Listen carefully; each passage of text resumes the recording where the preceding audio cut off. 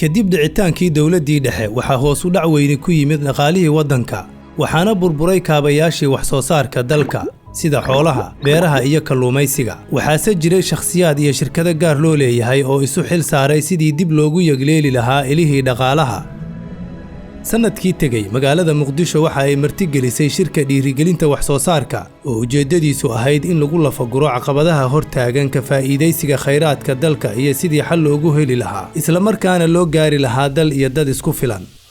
mudanayaal iyo marwooyin waxaa sharaf weyn ii ah inaan idinku soo dhoweeyo shirka sanadlaha ah oo ay qabato shirkadda Hormuud Telecom oo loogu talagalay dhiirigelinta ganacsatada Soomaaliyeed ee adeegyada muhiimka ah u haya bulshada Soomaaliyeed. madashaasi waxa ay kulmisay 800 oo qof oo isugu jiray aqoon-yahano ganacsato mas'uuliyiin ka socotay dawladda iyo bulshada qaybaheeda kala duwan ku dhawaad 150 shirkado ganacsi ah ayaa ka qayb galay madashan shirkan waxa waaye maanta aan ka qayb galnay oo ay abaabushay Hormuud Telecom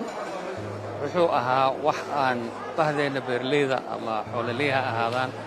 ama kalluumaysi ahaadaan wax badan ay sugayeen sababtu waxa waaye waa area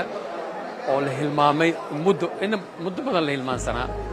ay ahayd laakiin maanta waxay noo soo noqotay laftirkeena energy aan ugu soo noqotaybo oo hadda anigii aslahaa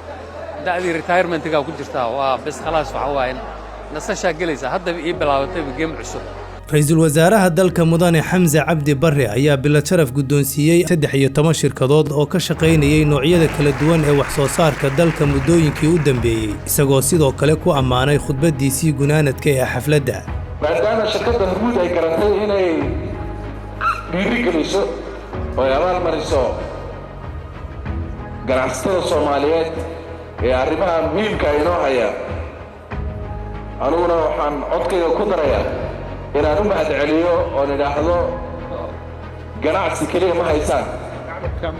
laakiin waxaad ka shaqaynaysaan